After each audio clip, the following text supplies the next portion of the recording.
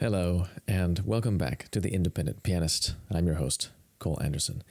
And today we're beginning a very exciting voyage looking at the late piano works of Johannes Brahms, with the first of his three intermezzi, Opus 117.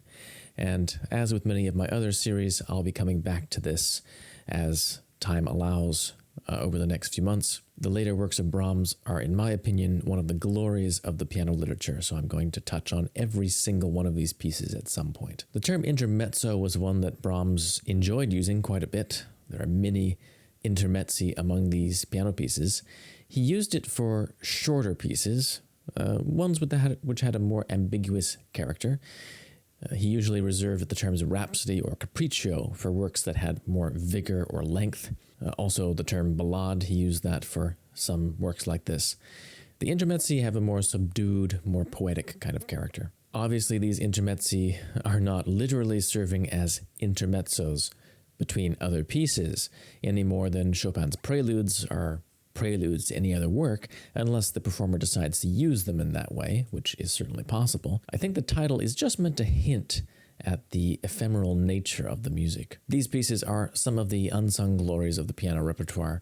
They're extraordinarily beautiful, refined, and at the same time, they express a kind of warmth of nostalgia, romantic nostalgia, and emotional tenderness which can really take your breath away. This particular intermezzo also features a quotation printed on the title page. And despite Brahms's reputation as being a composer of only absolute music, there are actually a fair number of works here and there that have poetical allusions. It's fairly obvious that literature and poetry was very much at the forefront of Brahms's interests, and even if he doesn't reference it quite as often as someone like Liszt, that was obviously an important influence for him. The quotation here is from the first two lines of a Scottish folk song, Lady Anne Bothel's Lament. And in the original, the lines read, "Baloo, my boy, lie still and sleep. It grieves me sore to hear thee weep." And if you're wondering what Baloo means, it is not the bear from Kipling. Instead, this is a word from the Scots language. It's a sound used to soothe the child to sleep, and also a word signifying a lullaby. This lullaby, though, is also a lament of sorts. If you read the full text of the folk song, you'll find that there is a tragedy hidden in the background. The mother, Lady Anne Bothwell, she has a presentiment that her lover will be killed in battle, as in fact happened in the 17th century. So this explains why the opening section, which has a very typical kind of lullaby sound and rhythm, gives way to a much more disconcerting elegiac tone in the middle section, full of foreboding. By the time this piece was written, this was written in 1892, quite near to the end of Brahms's life, Brahms's compositional technique had reached an absolute high point of precision and beauty. He was always very meticulous about his compositions and held himself to a very high standard, but at this point it had become even more crystallized and precise. I think there are three main components in this piece which really express this, particularly his treatment of rhythm, variation, and counterpoint. So we're going to talk about each of these, and they kind of intertwine as well. I have heard the rhythmic sophistication of Brahms's music described by some musicians as a sign of excessive intellectualization. Some people seem to find it overly complex, having all these rhythmic subdivisions and polyrhythms that cloud the surface of the music. I see it in a very different light, however. It always seems to me that the rhythmic intricacies of Brahms's music, these continual hemiolas, polyrhythms, and so forth, always intensify the expressiveness of his ideas. And in fact, you can see that Brahms plans very carefully.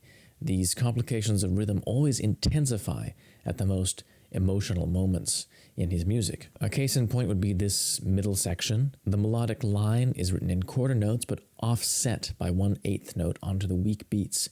It's entirely syncopated against the left hand. So certainly the piece would be still expressive and much more straightforward if the middle section was written on the beat in a more normal fashion.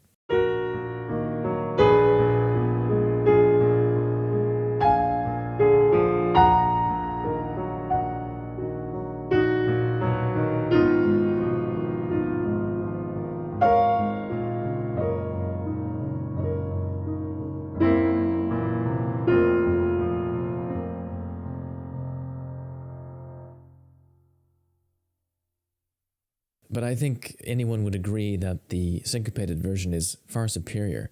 This effective kind of shifting sands is so affecting.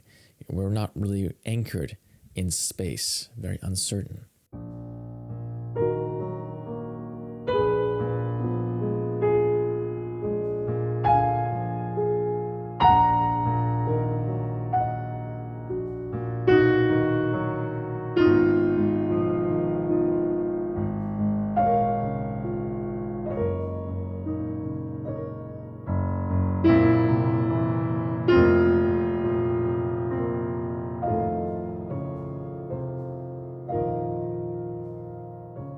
It's powerfully expressive, and at the same time, it's very modern to my ear. And to me, I do think that rhythm, as well as his unusual phrase constructions, Brahms was very much into uneven phrase lengths. It might be one of his main contributions to the musical development leading into the 20th century. Obviously, Brahms's treatment of rhythm didn't come from a vacuum. He was strongly influenced, in particular, by Robert Schumann here. But Brahms is even more subtle than Schumann and sophisticated in the way that he exploits these kind of rhythmic tricks. The use of variation is also very refined, very subtle in this piece. There's nothing so simple as a theme and variation, but it's very closely connected with Brahms's rich contrapuntal approach to composition. Throughout the piece, the main theme seems to develop very organically and naturally each time we hear it again. And it's worth noting that romantic though it sounds, on the surface, this music is very disciplined. Brahms maintains 3 consistent melodic parts throughout. At the opening, the melody is in the interior part, while the familiar long, short, long, short, long lullaby rhythm appears in the left hand and in the upper right hand part, kind of framing the melody.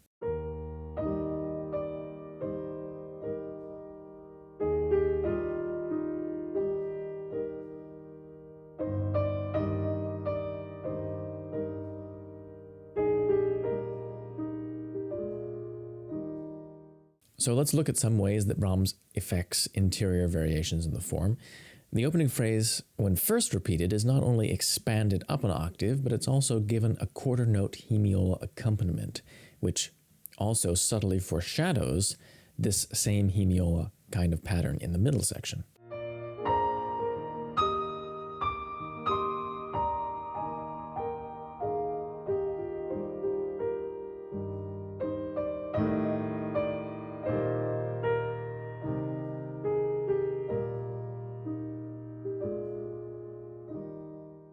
When the A section returns after that minor key B section, Brahms makes use of a very tried and true technique of expanding a musical passage, the so-called 3-hand effect, in which the right hand and left hands share the melody. This enables the bell-like upper part to be expanded up an octave without losing the 3-part texture.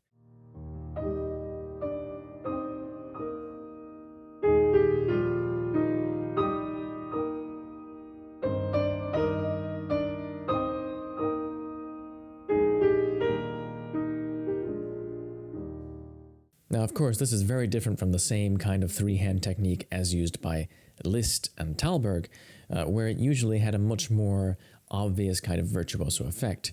Here, it's a good deal more subtle and interior, but still very effective. For the final statement of this original theme, Brahms uses a strict contrapuntal form, which is very appropriate given the contrapuntal nature of the writing. In this section, the soprano blossoms into a more elaborate melody with syncopations, and the inner voice answers it.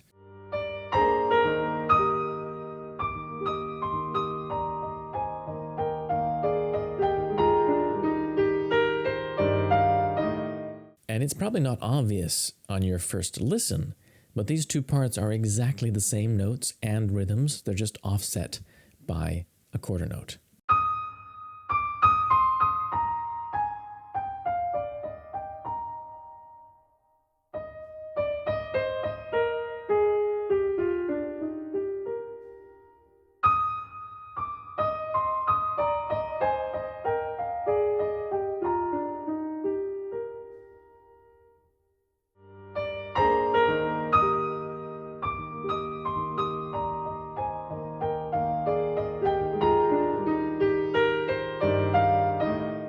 So Brahms was very meticulous with his compositional process, and every choice he makes in the music is carefully calibrated to express the image that he's going for. Even in the final chord, he's very carefully chosen a very unusual voicing.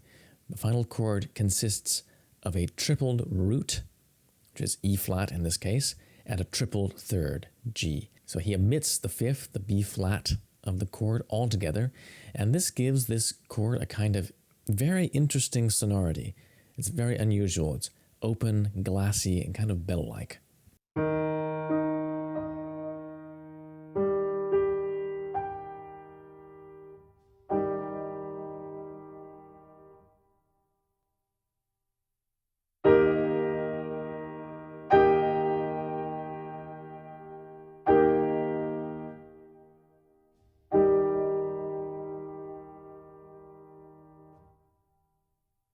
So stay tuned. I have the complete performance coming up in just a moment, and I'm not sure if I'll have time to record the second and third pieces from this set before I leave for the kind of Christmas holiday.